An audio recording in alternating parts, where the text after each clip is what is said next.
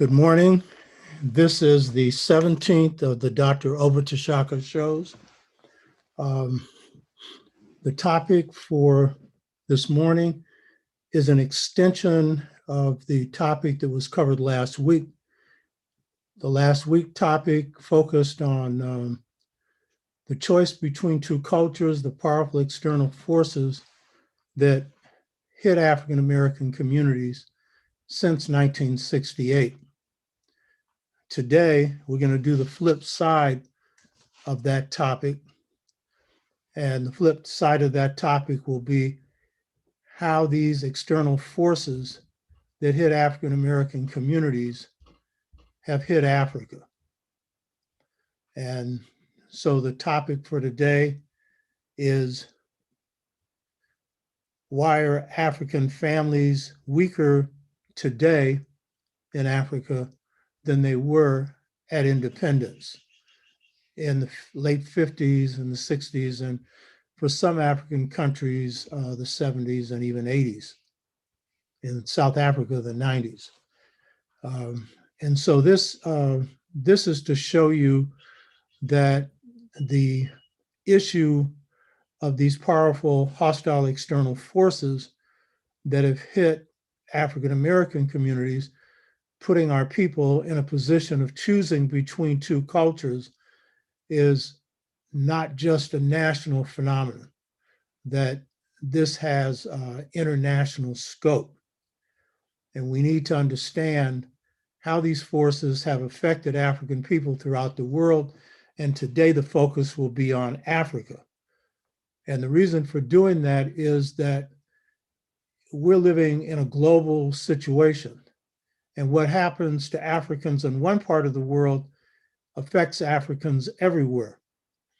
And if you harm an African anywhere, you're harming Africans everywhere. So this is the reason for, the live just went down. Hello? Oh, please.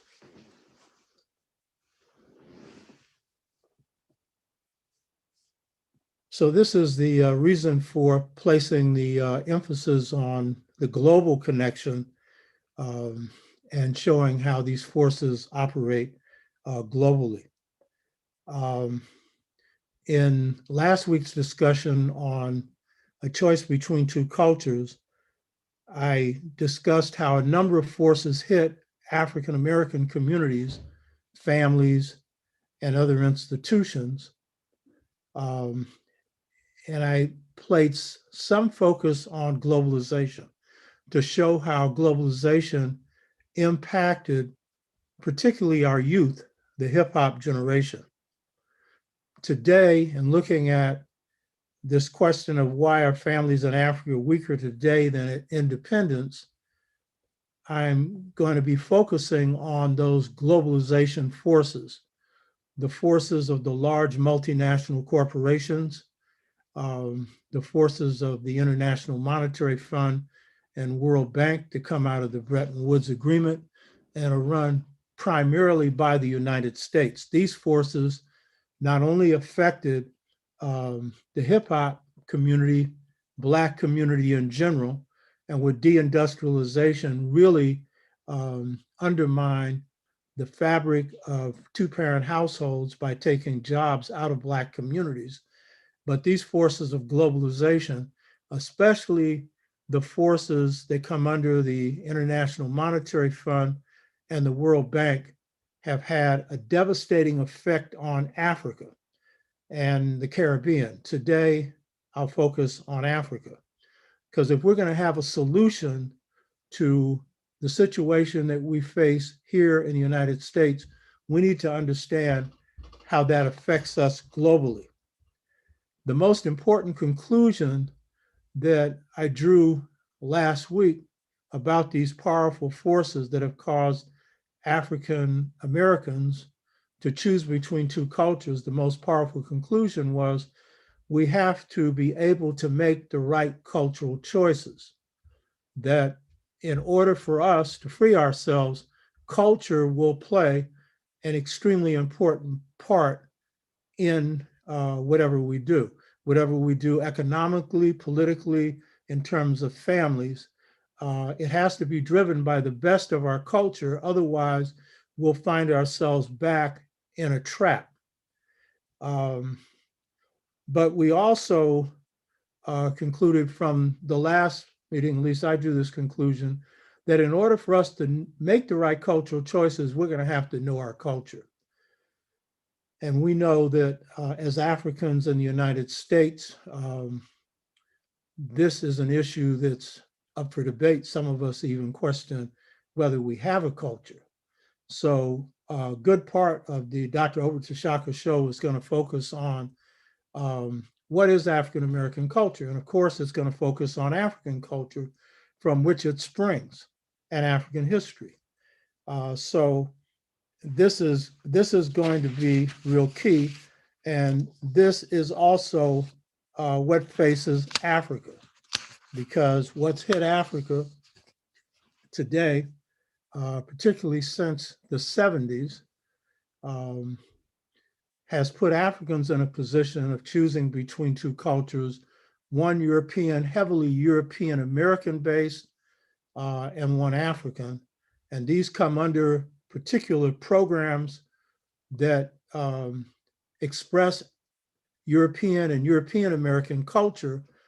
And if we go down that road, then Africa is put in a devastating position. So I want to stress that the issues covering here are addressed in the book, The Integration Trap, Generation Gap Caused by a Choice Between Two Cultures. And this book doesn't just address the issues of what hit us, but it has a detailed examination of how African American culture was formed and what are the major features of it.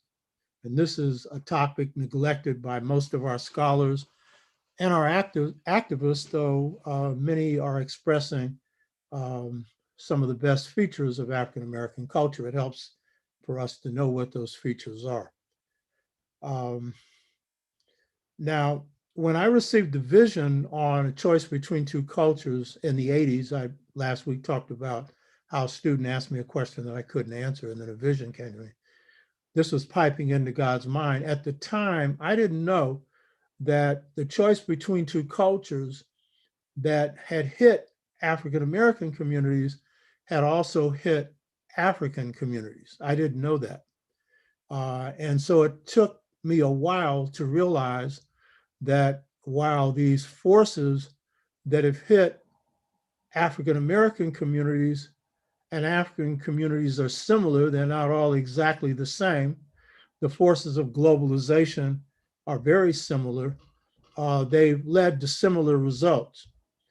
And so as a result, in 2005, when I was in London, I gave a speech at Centerprise Bookstore, and I was there in Britain on the occasion of the anniversary of the 5th Pan-African Congress, which was the most important meeting that Africans held in the 20th century, where Africans came together and plotted the course for African independence, with George Padmore chairing, or at least organizing, the conference, W.B. Du Bois, the honorary chairman, and Kwame Nkrumah, the first president of an African state south of the Sahara after the Sudan in the late 50s, serving as a major organizer. And that conference would then lead to the move for African independence. And that was clearly a correct cultural choice. Africans were making the choice of African unity as the umbrella for breaking away from Western colonialism. So I was there to address the anniversary of the 5th Pan-African Congress, the University of Manchester. The 5th Pan-African Congress had been held in Manchester.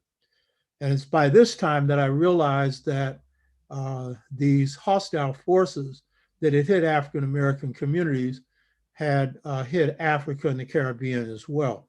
So at a speaking engagement that I gave, speaking on the Integration Trap book, I talked about the application of the external forces and how they affected Africa and the Caribbean. And I have a DVD that addresses that. So that's what I'm going to be focusing on today. Brother Malcolm X in the 60s had a favorite saying, and his saying was, as Africans, you're not going to understand what's going on in Mississippi unless you understand what's going on in the Congo. And he was particularly preoccupied with what was going on in the Congo at that time because the Congo had risen to independence under the leadership of Patrice Lumumba, a great leader, African leader, who was later assassinated through the orders of the CIA, and I'm sure with the approval of the Belgians, the former colonizers. So Malcolm put a lot of attention on analyzing what was going on in the Congo. And we know today there have been corporate resource wars going on in the Congo, and millions of Congolese have died, because that is the richest part of the African continent, probably the most minerally rich area in the world. So millions of Africans have died through what's going on in the Congo. And Western corporations have played a big part in that as a hidden hand. So what we need to do is to understand that we as African people in the United States are not really going to understand the conditions of oppression that face us unless we understand the conditions that are facing Africa, because the same forces are at work.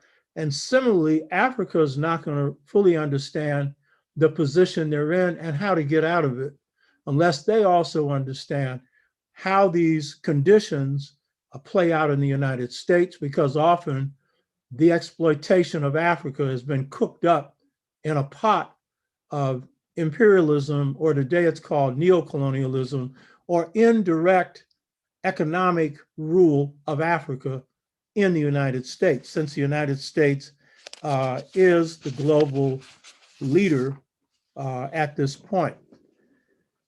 So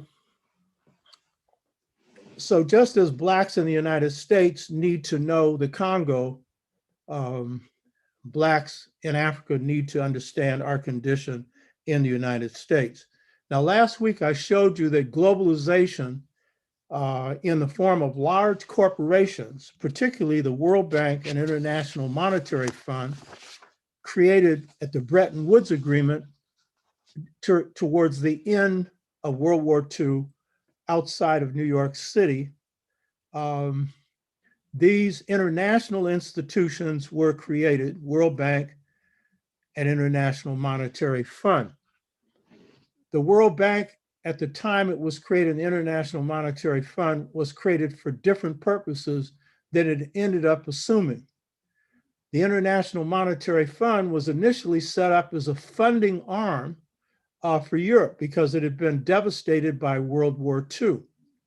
But in short order, the United States made the decision to put forward under the Truman administration what was called the Marshall Plan. And that Marshall Plan put billions of American dollars into rebuilding Europe.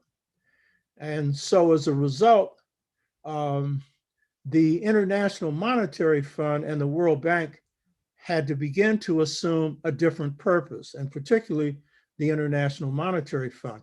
And so the International Monetary Fund became an agency used for providing loans to Africa and Asia, or what has been called third world countries. And I should say, while it was portrayed as a fund that would help uplift Africa, Asia, and other parts of the world that had been colonized by the West, it actually served the purpose of working to freeze Africa and Asia at the points that they were when the IMF, International Monetary Fund, and World Bank were instituted. And that was at the bottom. That was its real objective. And we will see in how these external forces that hit Africa have worked to do that. I pointed out last week on the positive side of globalization, there were Blacks who benefited from globalization in the United States. Some hip hoppers, some hip hop moguls, some entertainers, some athletes, and then some educated Blacks, but very few, which have been able to work in high-tech companies or global corporations, very few.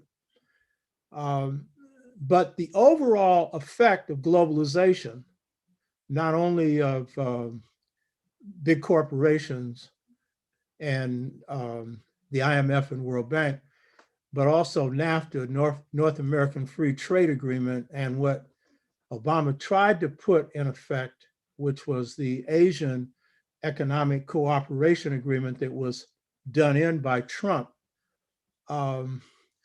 These institutions had a most devastating effect on the masses of Africans, people of color, and poor people in the United States. And they had a similar effect on the masses of Africans on the African continent, with a few Africans profiting. And so it's very important to get this straight, because it's the difference between these two that speak to the condition that Africa finds itself in today. So what I'm going to say to you this morning, this analysis that I'm going to provide you is not an analysis that you're going to get from corporate media. You're not going to get it from most books that are published by major publishing corporations. And in fact, what is happening in Africa as a result of globalization is generally treated as though it's Africa's fault. Whatever's going on in Africa, it's due to corrupt African leaders. It's due to the fact that Africans don't know how to run their economies. And there are some corrupt African leaders, but we're going to see here that where you have that, they are linked to and operating with these globalized international institutions.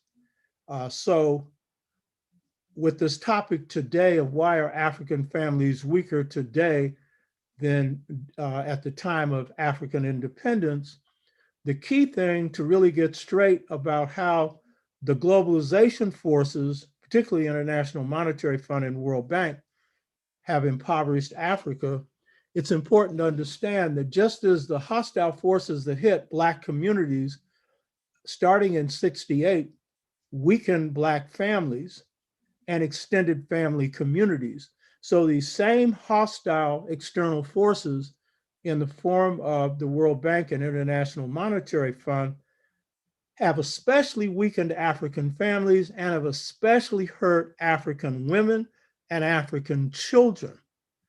And this is so because with colonialism and slavery, the African family systems, while still strong, were weakened. And African family systems, whether the descent came through the line of the mother or the father, whether you called them matrilineal or patrilineal, before colonialism and slavery, there was a great deal of balance in African family systems, inclining under patrilineal systems where the last name came from the father, more towards the male, and matrilineal systems where the last name came from the mother, more towards the female. But what was common about traditional African family systems is whether matrilineal or patrilineal, these are terms that are European, Africans did not use them. Both systems had more in common with each other than with anything that we would call patriarchy that's coming from the outside. But it's with the coming of colonialism and slavery that the African woman is undermined through the imposition from the outside of Western patriarchy domination of males who are running, white males who are running corporations and running colonialism. And that begins to have an eroding effect on African families on the African continent. And so we see then that African women under colonialism are put at an economic disadvantage that they did not have prior to colonialism. African women provide the mainstay for the economy of Africa that is primarily agricultural, and most of the agricultural workers are women. They are the founders of agriculture. But with the coming of colonialism, those crops that men grew were favored when it came to the export of crops demanded by colonial powers. And the value of the crops women produced were undervalued. And also colonialism degraded the power of African women when it came to decision making. So what I'm going to be discussing when I discuss how the International Monetary Fund and World Bank hit Africa, and at another time we'll talk about the Caribbean, it's important to stress that while it hurt Africa in general, it hurt African states, it hurt African communities, it especially hurt African families, and it especially hurt African women and children, and especially female children. So what we need to understand then is that these forces that have hit Africa have had an effect on weakening families. And if you talk to Africans from the continent, they will tell you that the extended family structure that we have here in this country that grows out of Africa, while it's still strong, is weaker than it ever was before. And that is because of these hostile forces that come in the form of globalization.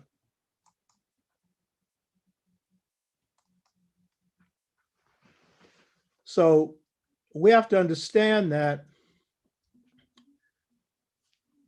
these external forces, both in the US and in Africa, have had a devastating effect on African families. And when you get to the family level, if families are hurt, then you know that Africans are really hurting.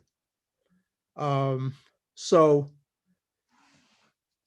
we have Africans in America who will treat this discussion of why are we talking about Africa? I didn't lose anything in Africa, you know? What's going on in Africa doesn't affect me here. Well, as I said, I'm going to show you how these forces of globalization did damage to Africa. And I'm going to show you that the forces that did damage to Africa, these forces cooked these policies up in America. And in fact, they ran them on you and me, on our people, even before they ran them on Africa. And in fact, they ran them in other parts of the world before they ran them here. And when they ran them on us, they also ran them on brown people, yellow people, red people, and a lot of white people who are now beginning to see that, oh, I'm in trouble too. So when we ask ourselves, what has Africa got to do with me? I didn't lose anything in Africa. Well, if you don't know what's going on in Africa, then you've lost the knowledge, not only of your history, a knowledge or a sense of historical memory, but you've really lost an understanding of the political and economic and social position that you occupy in the world. So we have to understand that you really can't separate the games that America is running here that produces poverty and oppression from the games that they're running in Africa and throughout the world. And so last week I showed you how these forces have really weakened African American families. Now, what I really want to discuss is how these hostile forces were cooked up here in the United States and then taken to Africa. Ronald Reagan has been described by his former chief of staff as a cipher president, C-I-P-H-E-R. Cipher means non-entity, an empty shell. someone that didn't have much going on upstairs, not very smart. He said when you sat in a meeting with Reagan, Reagan just sat there and didn't say anything because he didn't really know what was going on. Yet he has been treated as the extremely important president who shifted the model of the presidency. And it is true, he did strengthen the presidency in some very negative ways, but it wasn't because of his thoughts, but it was because of policies that he adopted. Those policies would be visited on the heads of Black, brown, red, yellow, poor white people in this country, and would then be translated to Africa, in case you think that they only do damage to people on the outside. So when Reagan comes into office, he's faced with a number of crises. And crises always present an opportunity for change. And in the United States, those opportunities are rarely for our benefit. Sometimes they are, at least in two historical circumstances they have been. I'll go into one of them today. But this crisis presented the opportunity for creating policies that have proved devastating to Africa and to African American communities. Reagan was faced when he came into office with a crisis of inflation. I remember buying my first house in 1980, the same year Reagan was elected, and a mortgage rate was 16%.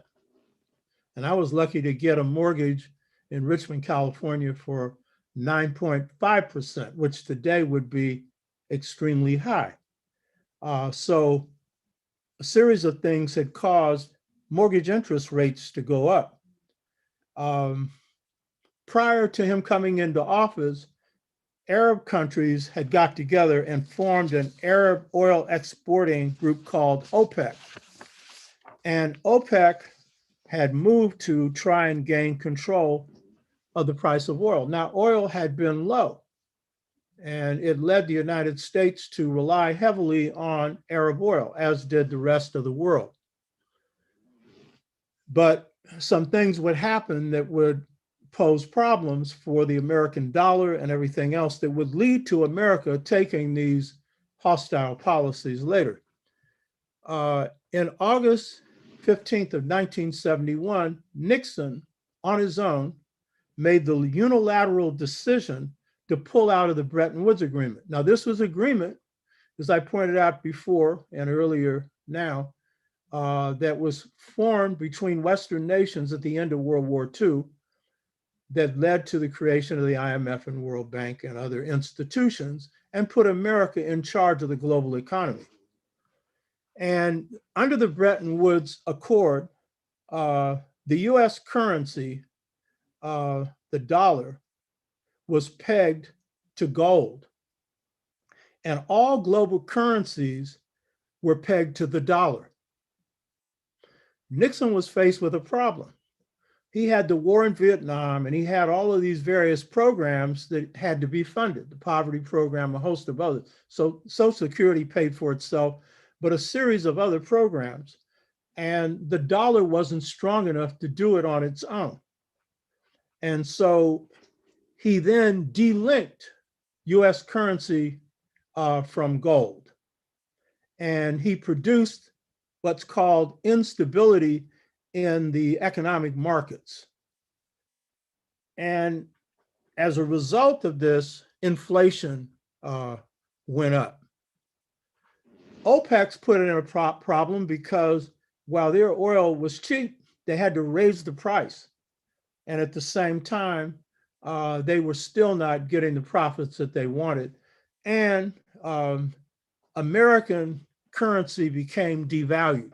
One of the reasons that you see housing going up in the 70s and particularly the 80s is that the dollar's worth less. And whereas you could buy a Victorian in the Fillmore, which was a huge building, beautiful, a lot of Black people bought them for $35,000 in the 70s.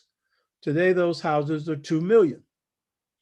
So, and this is also one of the reasons why it's so hard for people to pay for housing now, particularly in the rental market or to buy a house. So all of these decisions create uncertainty. And so Reagan is faced with this when he comes into office, and he turns to an advisor called Milton Friedman. Now, Friedman wrote the introduction to a book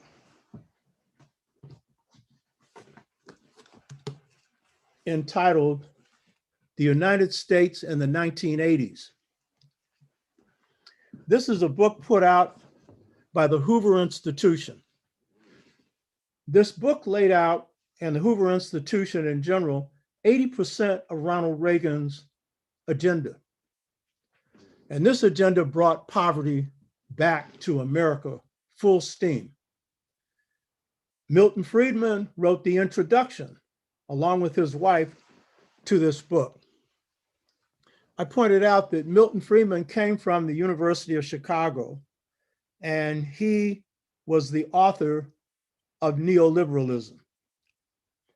And basically, people like Milton Friedman, but Milton Friedman at the head of this, were adamantly opposed to the New Deal. They were adamantly opposed to Roosevelt's New Deal policies, opposed to Social Security, opposed to welfare programs, opposed to positions that supported labor, opposed to regulation of banks, regulation of investment houses. And that was particularly carried out through Roosevelt's most important act called the Glass-Steagall Act, put into effect in 1933. The essence of this act was to separate commercial banking from investment banking. It was saying that banks can only engage in managing your deposits. They cannot play around with the stock market. Friedman and the people around him and the people that made up Reagan's cabinet were all opposed to these things that benefited poor people. And they were especially opposed to the fact that Roosevelt put an over 90% tax on the rich to pay for these programs.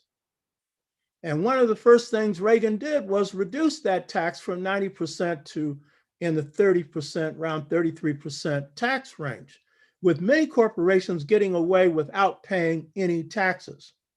So this is really where the policies that lead to the hostile forces hitting Africa that weaken African families really begin. The main argument that Friedman put forward, and you all hear it all the time, is that big government is the problem. This is the big con game. Big government.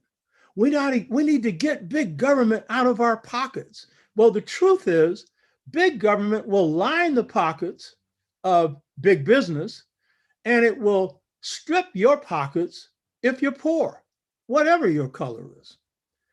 But big business was labeled as the enemy. And Reagan, riding his white horse, came in talking about he was the enemy of big business, big government, which of course is a big joke.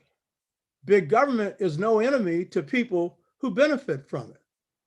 But this is a case of selling a propaganda line so well that you have a lot of people, especially a lot of white people, running around saying, I don't want no big government, and calling it socialism. And of course, that's what they tried to label Biden with, being a socialist, a moderate neoliberal, by the way. In fact, the policies I'm describing, Biden has supported before. Many of the stances he's taking now is going to force him to move away from these policies, provided that you put your size, whatever size your foot is, upside his behind. So big government was defined as the big problem, and corporations were defined as the big answer. And particularly, corporations that could get everything that big government had that could be put in their pockets, like Social Security, which big business has wanted for a long time. So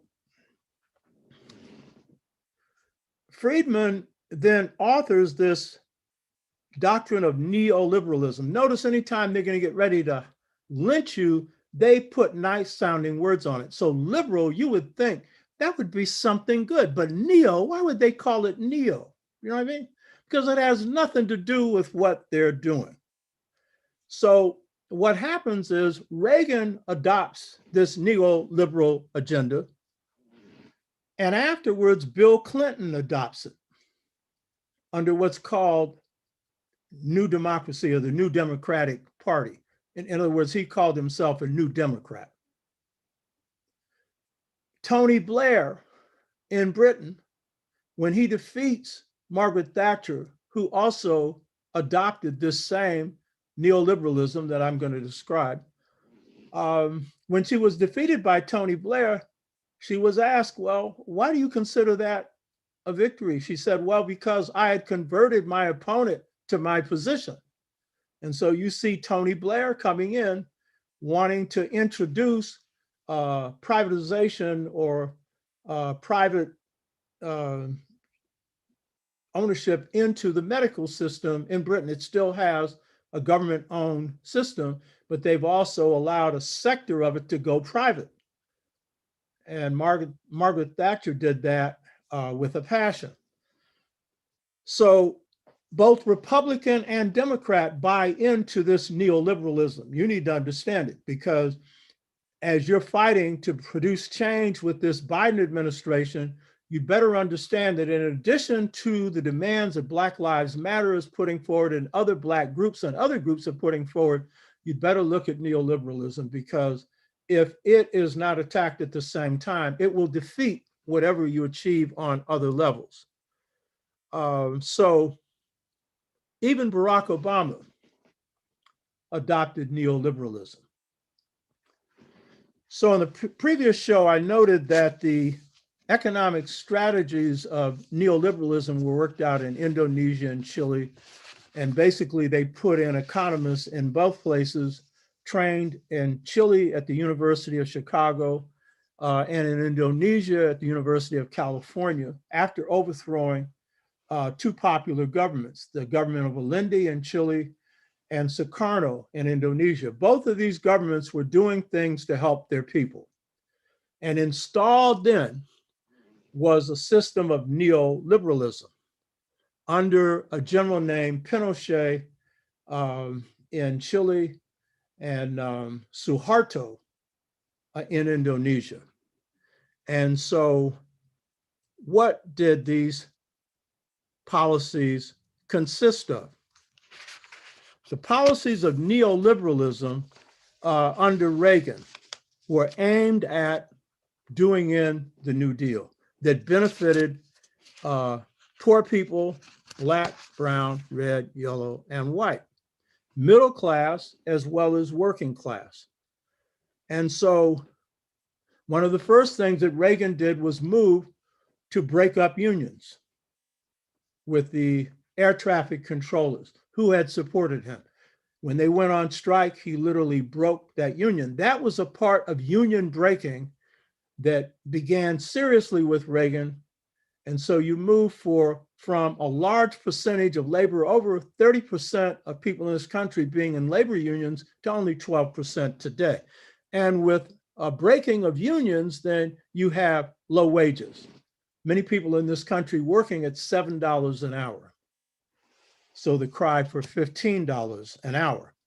So you have then neoliberalism for Reagan meant going after labor unions, attacking low-income housing, attacking job training programs, attacking AFDC, which is welfare, it used to be, and food stamps, all the things that poor people need. I'm sure Reagan had plenty to eat, but he was more concerned about seeing that there need be no bread on the tables of poor people.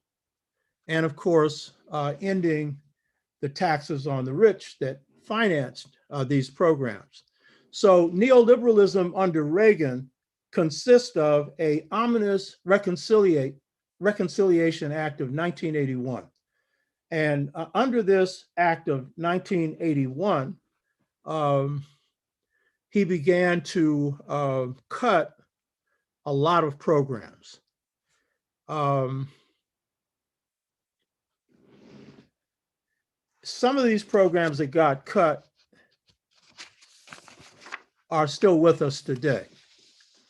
The ominous Reconciliation Act capped or slashed federal funding on a wide variety of social programs. What Reagan does is up the defense budget to a huge level while cutting the programs that benefit the poor. He's upping the defense budget when America has no enemy threatening it. But upping the defense budget is big government going into the pockets of the rich.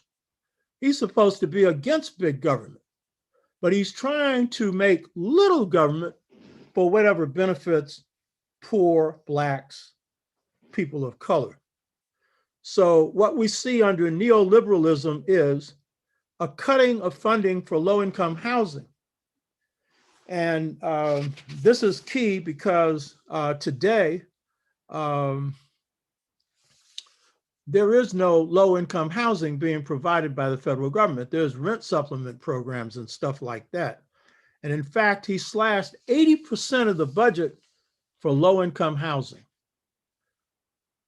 At the same time, he slashed 40% of programs that funded health care. Now, this country has no health care program, but various programs that benefited the poor around health care were radically slashed. Food stamps were cut by 700,000. And if you recall, under Trump, he had cut 700,000 and was promising to cut more. So basically, what Reagan does is reintroduce poverty into America without a depression. He creates it on the backs of poor people. Clinton would follow the same neoliberal policies as Reagan, and he would end Glass-Steagall, which is the legislation I pointed out that it restricted banking to commercial banking. And this did more to bring on the 2008 recession than anything else, even more than the war in Iraq or the war in Afghanistan. Because once deregulation occurs, which means once the corporations are allowed, in the case of banks, to take your money, of course, you'll agree to this, but they'll lie to you and tell you that, here, you can take your money and we'll invest it in the stock market. And there's a good chance for you having a return on your investment. The only problem is that will not be insured by FDIC, which now insures deposits up to $250,000. That insurance went up as a result of the collapse of the financial sector in 2008. So as a result, what you see when Clinton allows Glass-Steagall to be ended, for a short time, the economy goes up. People are talking about how good he was. They got a lot of jobs. But the fact is, these were largely low-paying jobs. But in short time, the economy comes down crashing. And these same people who argue neoliberalism, that big government is the enemy, called on big government to rescue the banks, to rescue all the investment houses, but to leave the rescue of homeowners alone. Blacks lost 40% of their housing wealth that they had only just started to accumulate as a result of big government working for big business, while Blacks, brown, red, yellow, and poor people got literally no government, got put in the hole. So this is neoliberalism in a nutshell. It's a set of policies that work to impoverish America in the name of protecting America from big government, in the name of protecting America from socialism. By the way, in America, you have socialism for the rich, and you have really nothing for everybody else, because literally they're not just getting an equitable share of the wealth, they're getting most of the wealth. Today, 1% of the American rich control at least 50% of the wealth of this country, 1%. And a handful, 6 of the wealthiest people in the world control half of the wealth of the world. So there's no objection to big corporations. There's no objection to a big defense budget. There's no objection to anything big as long as it goes in the right place. And that's why they want your Social Security, because it's trillions of dollars that you've paid, and that will be some big money that can go into the pockets of the rich. So what we see then is these policies of neoliberalism worked out in the United States and continuing to be carried out, though there are moves now to try and reverse them. Right now, Biden has bought into the idea of taxing the rich. They need to be taxed heavily if you're going to really be able to put together any serious programs, especially this infrastructure program that is coming down the road. So what we have with Africa then is these policies of neoliberalism that are put into effect by Reagan are brought to Africa. And they're brought to Africa under what's called S.A.P, Structural Adjustment Programs. Now, as a pun, we could really say it's a set of programs to make a sap out of anybody that is falling for them. However, as you're going to see, Africa that ended up finding itself under structural adjustment programs, which I would also call structural adjustment lynching. It wasn't that they were always willing. In some cases, African elites went along without any concern for their people. In other cases, they were put in corners, and they found themselves signing on to policies that devastated their people and their economies, and especially African families. So what was structural adjustment programs? These were basically programs based on the assumption that big government is bad, private business is good. Based on the assumption that Reagan sold the American public on, that everything that is private enterprise and privately owned is good, but anything coming from the government isn't. So you shouldn't have Social Security. Actually, it's coming from you. It's your tax dollars. You're just getting it back when you retire. Or Medicare, Medicaid, you know. But the point is, that's the selling point. And that's the view that Africa gets. Africa gets the view that government, anything that the government has, it's not really capable of handling. Big business can handle it better. And so S.A.P, or structural adjustment programs in Africa, basically were programs that were designed to go after anything that the government controlled, even in situations in which African countries were managing their economies well, and in which the people were prosperous. And so this is the nature of special S.A.P, structural adjustment programs. The overall thing is structural adjustment programs were not really designed to benefit Africa. They were designed to benefit the corporations that shaped them, but they were presented to Africa as a way to get them out of binds, because the West would use the powerful external forces that I discussed hitting Black communities in the form of globalization. But it hits Africa in a bigger way because it's hitting nations. It's hitting us in the area of jobs, and it hits Africa in the way of jobs as well. But it literally hits Africa in terms of its economy or economies. And I'm going to use two examples, primarily one, Zimbabwe, to show you how this worked. But this applied pretty much the same way across Africa. SAP programs, or structural adjustment programs, basically tore up the economy of Zimbabwe.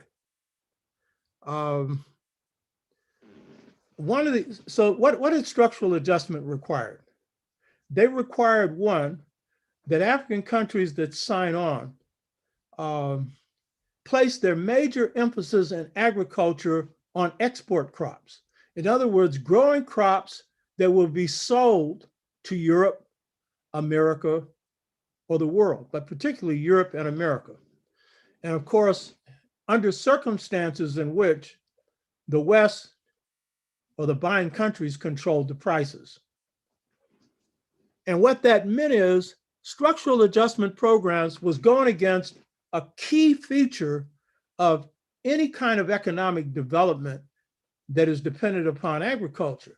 To develop agriculture well for the people, you have to have what's called diversified agriculture. In the Caribbean, they call it ground provisions. You have to have the basic crops that people need to be healthy, the basic nutrition that people need to survive.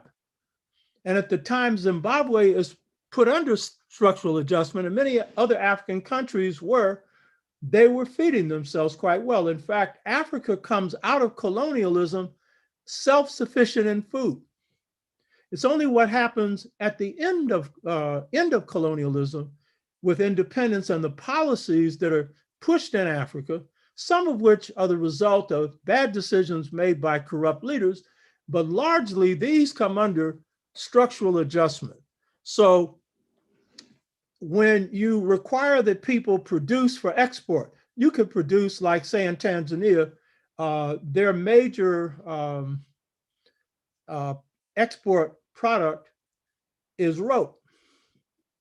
And that generates money in the international community because African currency is not recognized. So you need to sell your crops or sell whatever you have on the international market so you have money to buy stuff in Africa, to buy tractors or whatever else you're not producing in Africa.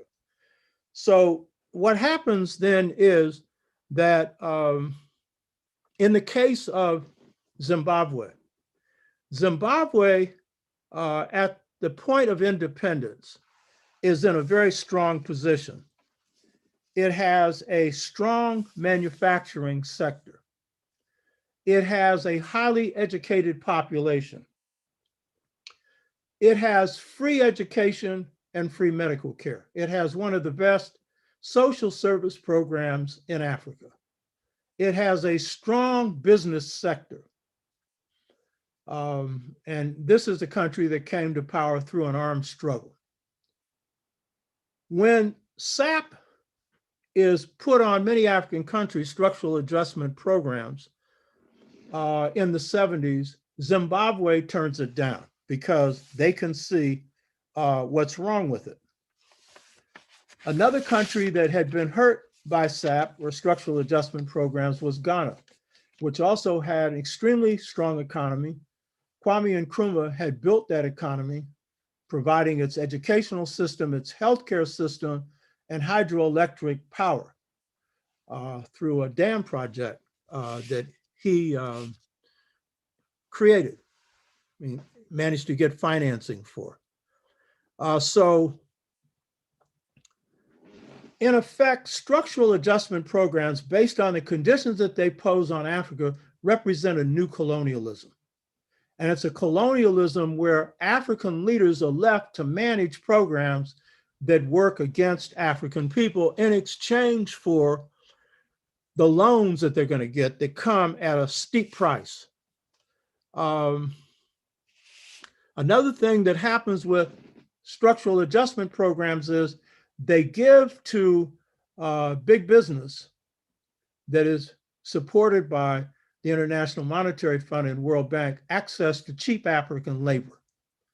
And so whereas Africans who are working on farms and producing crops that feed themselves and can also sell them and make money, when you create a economy where a lot of what's being produced is being sold outside and you're not getting much of a profit for it, you have to depend on goods coming into the country to feed yourself, and sometimes your country can't pay for them. Then what happens is you have poverty, and so you have many farmers who are driven to work for multinationals, and they're driven to work at small pay.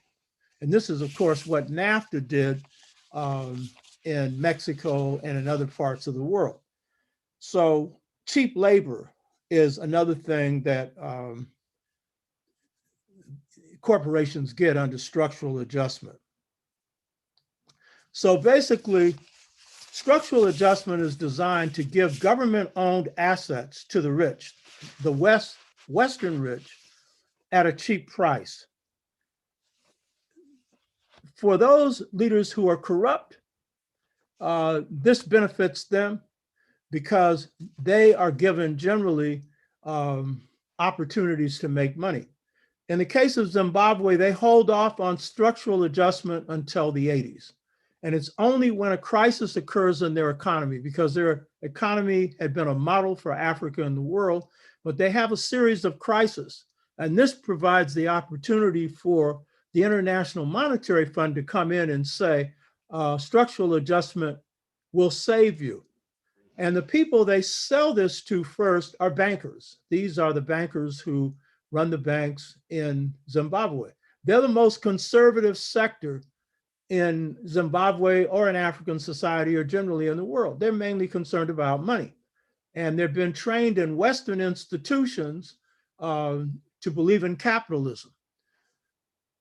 But even then in Zimbabwe, many of the bankers were reluctant to go along with this because they knew better than anybody the damage this would do to Zimbabwe as well as the rest of Africa. But the pressure put on them was that if they didn't recommend this, then the aid that places like Zimbabwe or Ghana and other African countries needed would be shut off. The IMF, the International Monetary Fund, World Bank would shut off aid. When they shut them off, then European, American corporations and countries would shut off aid as well. So this locked them into a serious problem. Structural adjustment was so bad for Africa that in the 80s, you had 270 million people in poverty. But by the 90s, you had 335 million people in poverty. It was designed to impoverish Africa. It was designed to create a new colonialism where the real rulers were the International Monetary Fund and the World Bank, because the conditions they imposed were strictly enforced and governments had very little say-so. If they opposed them, then they were put in the position of having money shut off, key money that they needed for running their economies, that they didn't need before structural adjustment and before they faced economic crisis. So one of the things you see in a choice between two cultures is with the imposition of structural adjustment, you have the culture of Europeans, which is a culture of dictatorship. Because while they're claimed to be democracies, the essential decisions that are made in European countries are made by corporations, and corporations don't go on a vote. And the International Monetary Fund, the World Bank, and the policies they carry out have nothing to do with democracy. So that the policies that come to Africa, that come to Ghana, that come to Zimbabwe, are basically imposed on Zimbabwe, imposed on Ghana, and imposed on other African countries. And They go against the culture of Africa, which is a culture of democracy, a culture where the people have a say-so. And that culture was being practiced even though Zimbabwe had its problems. That culture was being practiced prior to S.A.P. being imposed in Zimbabwe. Leaders in government were responding to the people's needs. And one of the biggest needs they had was land reform. And they wanted to take the land that was occupied and owned by whites. Whites in Zimbabwe controlled the lion's share of land and wealth, and they wanted to return it to the people. And there was an accord reached at the time of independence of Zimbabwe called the Lancaster Accords, in which the British signed off on financing, paying off white landlords or landowners so that that land could be transferred to blacks. Now imagine that you're going to pay people who stole your land under colonialism. But when Tony Blair comes into office, who is a newly minted neoliberal, he says he's not paying for anything. And so Zimbabwe is caught in a bind where, on the one hand, they're under structural adjustment. When they go under, they do not include their healthcare, their education, their various social service programs. It's basically their economy that comes under that, and their civil service that structural adjustment programs try to attack and to cut. So that was their way of trying to protect their social safety net, but it's not something that they could continue to do. So Mugabe, who was then president of Zimbabwe, is caught in a bind. On the one hand, he had delivered, his government had delivered in terms of some positive economic policies, beginning of independence through the 70s. But by the 80s, under structural adjustment, they have these harsh terms. But at the same time, he wants to provide land reform. But when he does, then structural adjustment programs say, the IMF says, you're not going to get $150 million that we promised you that you need to maintain your economy, keep it afloat. So this is the bind that Africa was put in. S.A.P. policies were therefore designed to produce poverty. They demanded, these are the requirements that they demanded. Cut subsidies, government subsidies. Subsidies were the way in which the government used money to offset the cost of food. And so bread, chicken, meat, other essential foods could be bought at a fair price. Structural adjustment wanted that ended. Why would you want to end that? Because then you're going to drive people into poverty.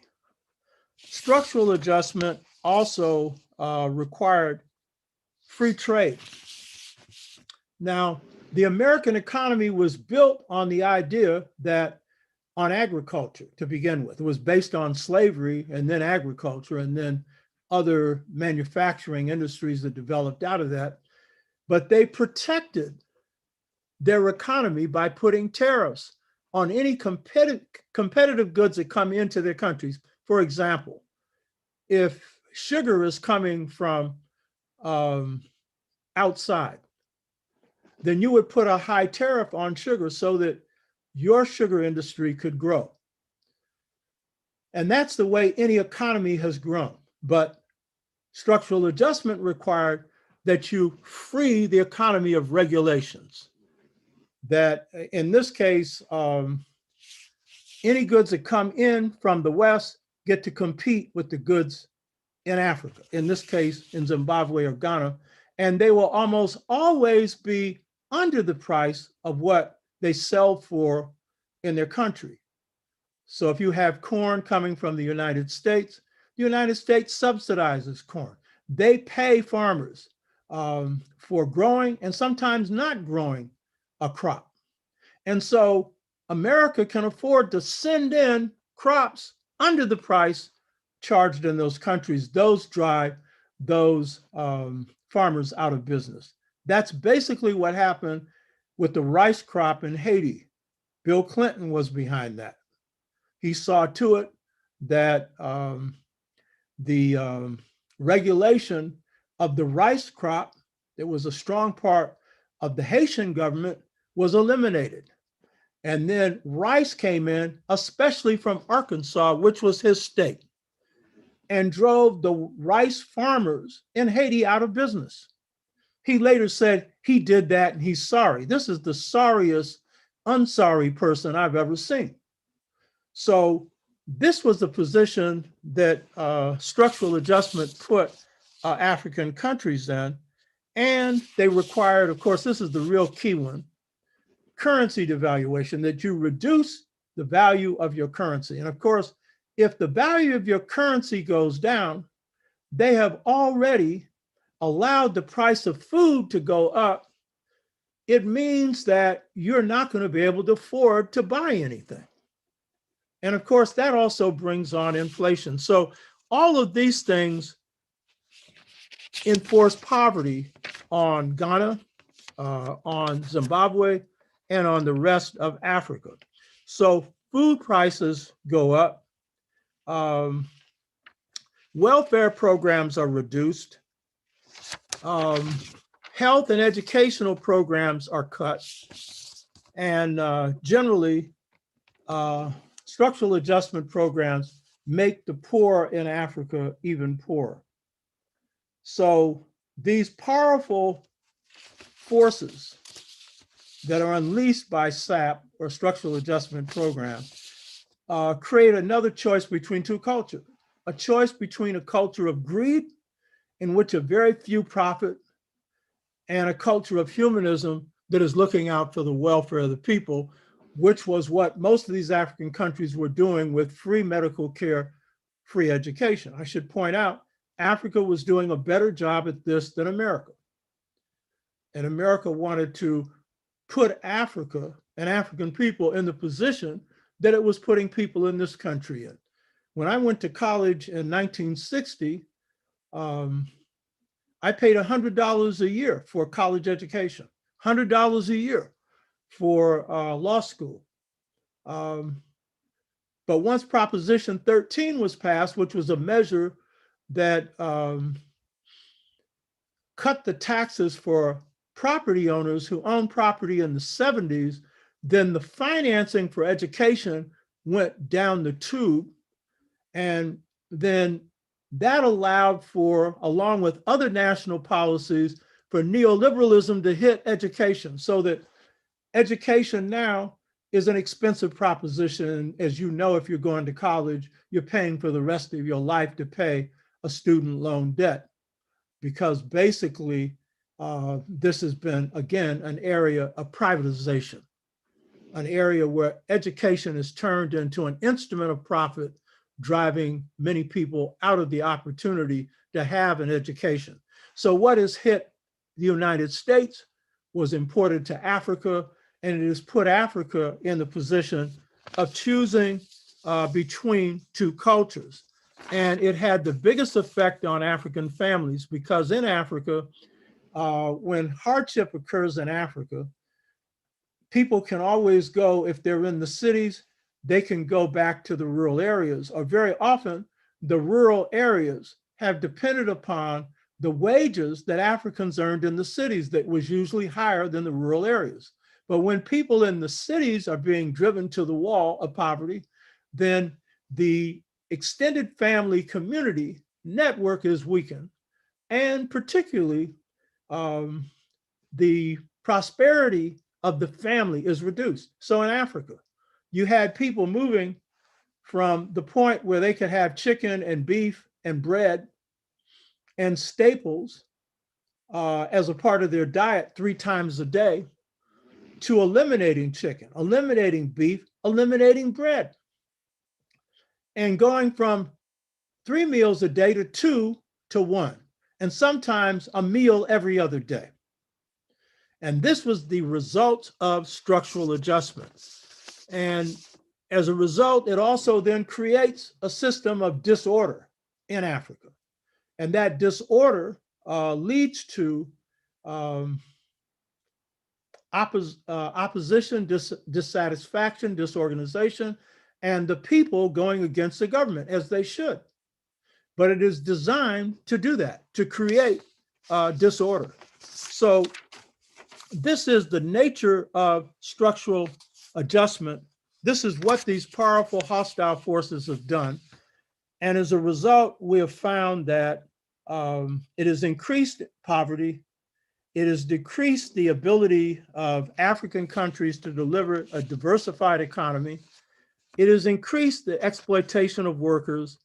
It has imposed environmental policies that have made living in many of these countries more unhealthy. It has created an economic crisis that has devastated the poor. And it has created conditions that have worked against peace and social justice. So these have all created a choice between two cultures. And so we're seeing things in Africa now that we have never seen before. Resource wars in the Congo that have left millions of people dead. So the question is, in the choice between two cultures, so what are some solutions? The first is we have to understand that at bottom, whatever has worked for Africa is drawn from the best of African culture. Zimbabwe and Ghana were doing well as long as they were drawing from some basic principles of African culture. What were they? In Zimbabwe, humanism and communalism. Humanism, that people come first before money. Therefore, free education, free healthcare. Communalism, the communal idea in the case of Zimbabwe, they wanted to equitably distribute the land. And that was held up by the Lancaster Accords and then the refusal of the British government to pay their part. In the end, Mugabe goes ahead and nationalizes or turns over to the people, small landowners, land. And the West made fun of it. But over time, they had to admit it worked. That is, a lot of Africans got land back and they were able to feed themselves. So communalism, in a choice between two cultures, is a culture that says the land, the air, and the water belong to no individual. By the way, under structural adjustment, big business got to come in and supply water and raise the price of water to the point that a lot of people are drinking water that is not clean. Water should be a resource that should not be privately owned. And so choice between two cultures, the choice between a culture that is based on the idea that a few people who are greedy know better how to run your society than the majority of the people who care about their own welfare. And in this case, come out of a culture of sharing, where the land, the air, and the water under traditional African systems prior to colonialism was owned by no individual. It was shared, which means that you didn't have anyone who was landless generally, or homeless, or hungry.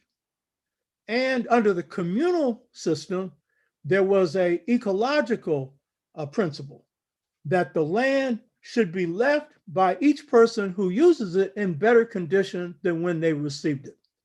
So you're not separating the environmental policy from the economic or communal policy. The rural areas of Africa still respect the communal ethos. And in fact, in many rural areas,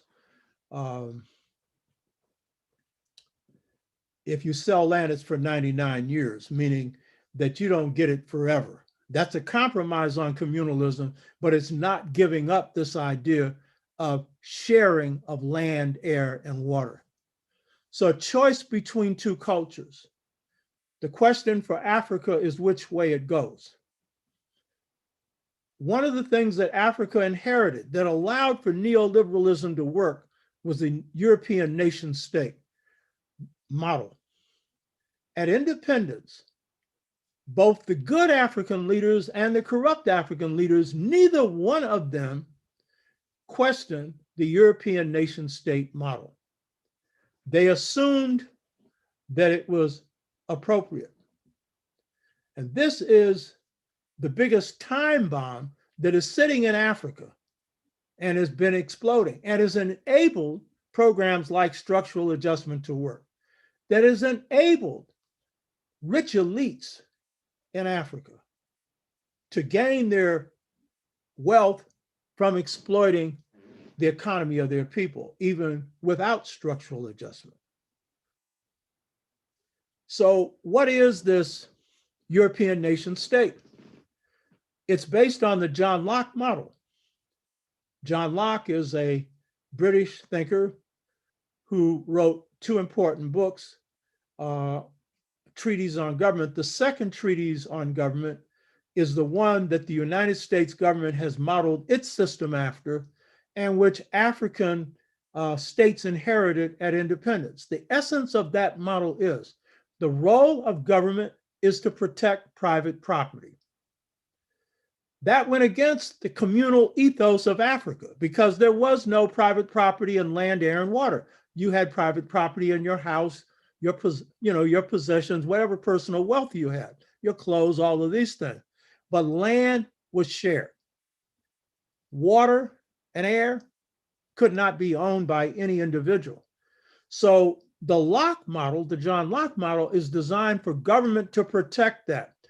And so when you see the deals cut by SAP, Structural Adjustment Program, whether these are leaders in Africa who willingly go along with this or through economic circumstance are pressured to, they are in the position, because of the way the European nation state works, to impose those decisions on their people, even though the people were not consulted.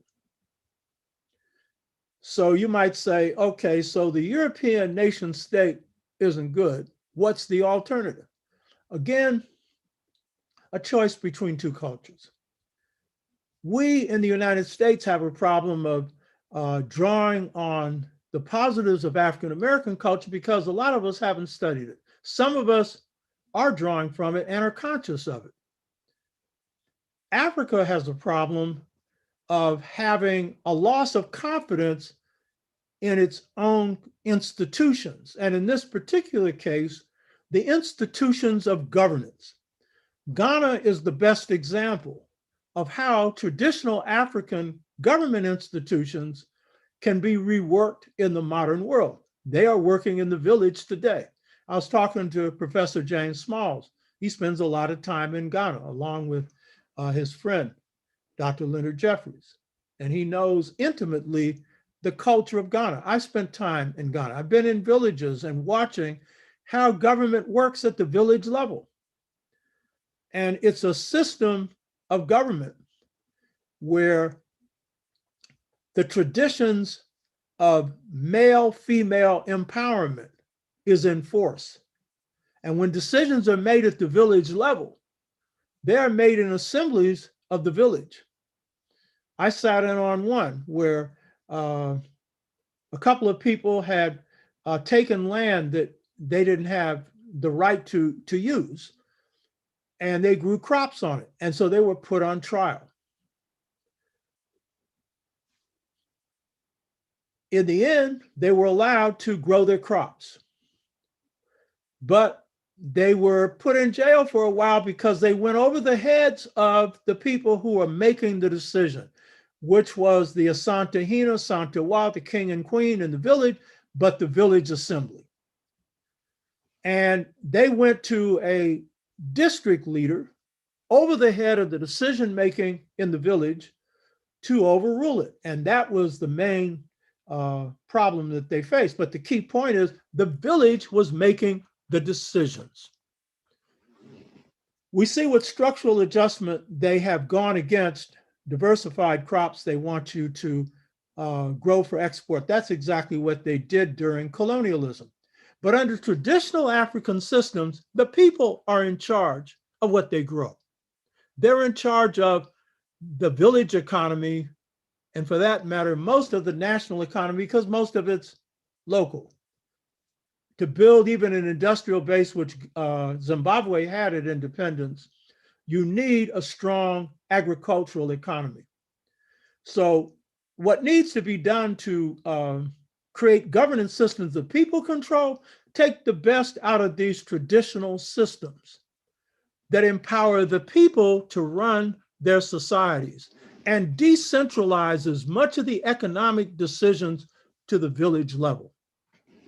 I've mentioned before that along with other people in Pan-African Peoples Organization, a group that I chair and member of, we sent a work team to Tanzania in 1973, worked in these Ujamaa villages, which is based on communal sharing, and observed how they worked. They were providing medical care, they were providing education, housing, and they were growing food that led to prosperity for the people. This was undermined by leadership around Nyerere. Nyerere was president of Tanzania and supported this. This was a program he called for, Ujamaa villages, building through the extended family, sharing through the family. But he had leaders around him who had been miseducated in the West and who did not believe that the people knew how to run an economy. Africans have been running agricultural economies for over 100,000 years. We're some of the best agriculturalists on the planet.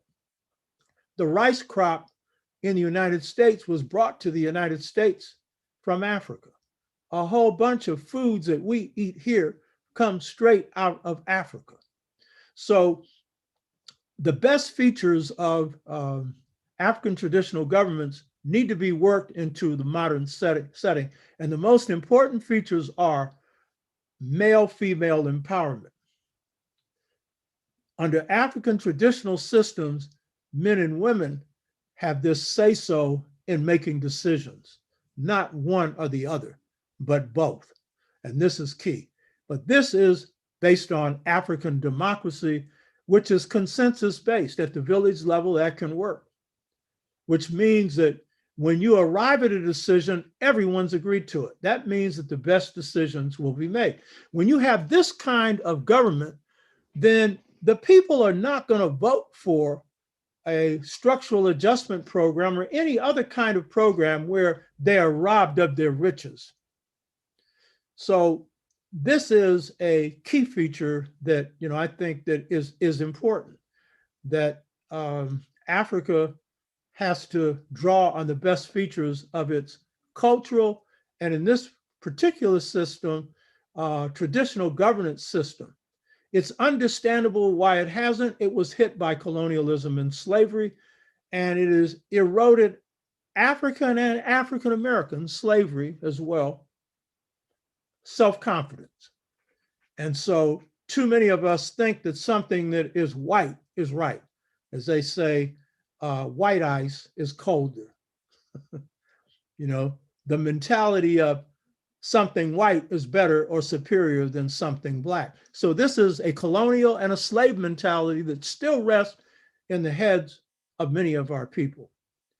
So the extended family systems of Africa have to be reinforced.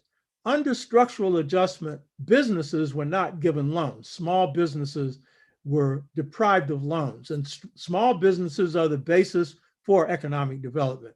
We saw in how Black communities, through redevelopment, Black businesses were wiped out when Black communities were wiped out. And we've seen now through COVID-19 how 40% of Black businesses have gone under because they were not able to get loans to sustain them, something that needs to be on the table now in Biden's program, both in his $1.9 billion stimulus and in structural adjustment that will follow. Africa needs that.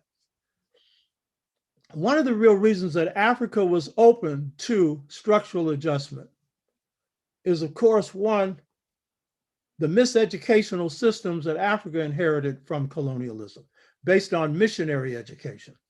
And then the higher educational systems of the West, which program highly educated Africans to follow some of these policies that we see right now. For example, in South Africa, Mbeki, who was vice president under Mandela and then later became president, imposed structural adjustment, brought in structural adjustment policies into South Africa because he had been trained in Western economics. By the way, Mandela didn't want him as his vice president. His party wanted someone representing Pan-African, the African National Congress. So 2 problems in the Western educational model in Africa, and we have that same problem here.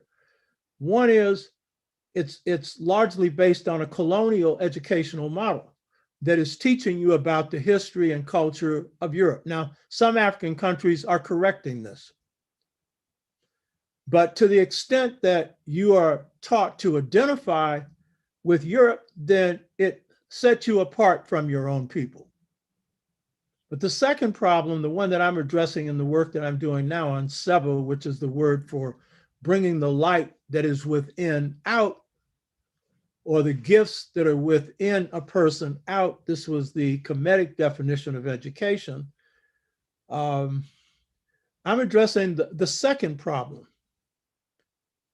of miseducation. The first one is misinformation. The second one is the method of miseducation.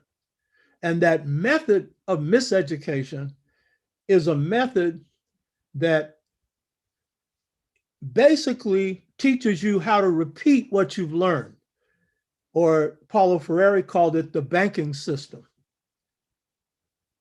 But it does not do what traditional African education did and continues to do in some areas of Africa: teach you how to be the truth that you're learning. When you have leadership or people who are trained that to know the truth is to be the truth, you have an ethically based leadership and people, but particularly leadership that will see their mandate as serving their people. Now, this does not mean that all of Africa hasn't done this. You're seeing that in Zimbabwe and Ghana, you had leadership that really tried to do well by the people. Nkrumah built up the economy, educational, health system of Ghana. And in the early period of Zimbabwe's independence, you also saw positive moves. So it means that these were some leaders that had some identification with their people, even though they had contradictions. I'm not here to say there was nothing wrong in Zimbabwe. Zimbabwe had some problems. But the key thing that they were addressing some key things: healthcare, education, and they were seeing that the economic welfare of the people was being promoted. So revamping education is key. By the way, Congo-Brazzaville, which is the smaller Congo, has just inaugurated a major university. It's called the Dr. Theophile Obenga University.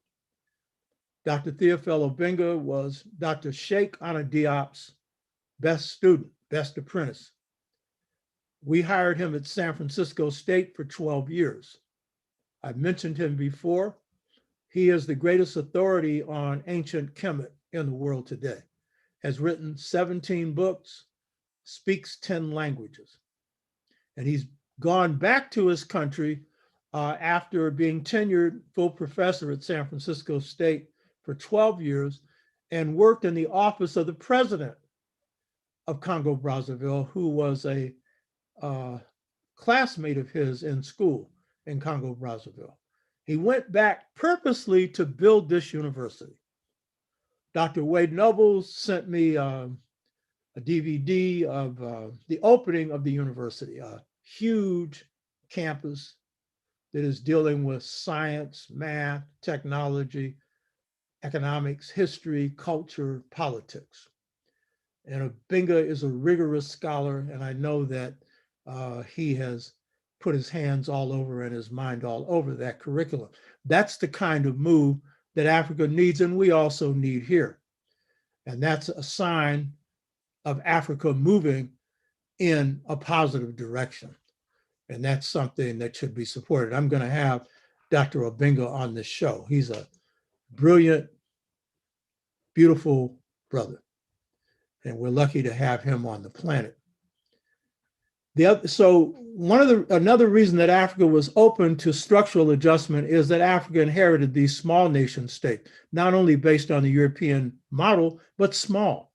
And so you could play one off against the other. And their economies were tied to the economies of the colonizer. So if you were a French colony, you had more contact economically with the French in economic dealings than the country right next to you. The same thing with African countries colonized under the British or whatever other European they were colonized under.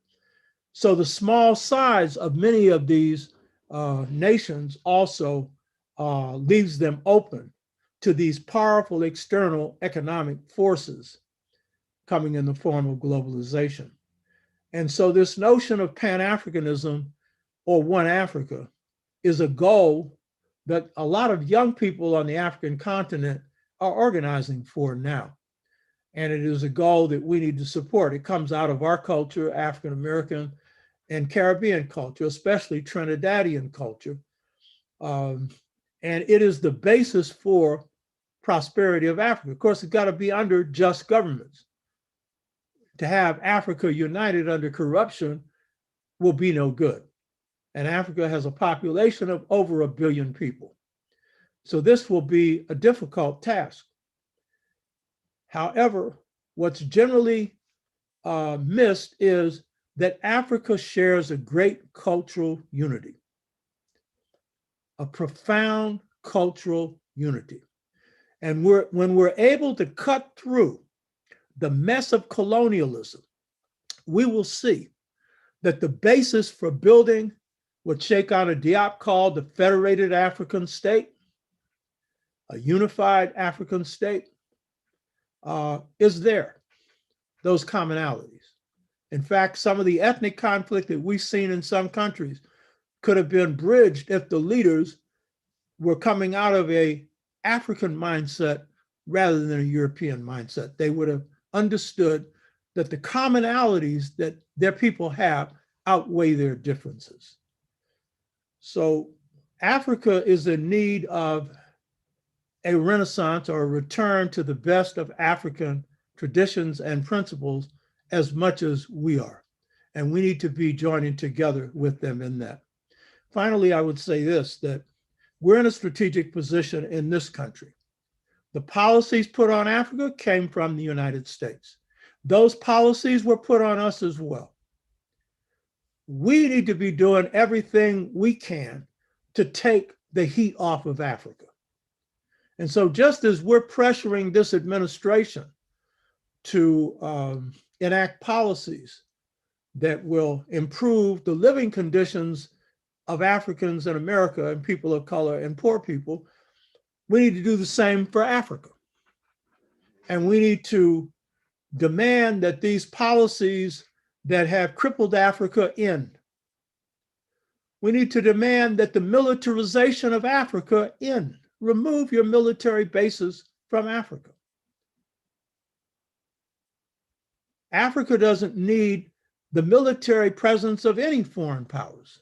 And in fact, Africa needs to cut the amount of money it puts into military budgets in many of its countries and put that money into the poor, because there's no real threat of an invasion coming from any African country and most of Africa to another country. So we need to be using our position inside this country to lobby for policies that are in the best interest of Africa.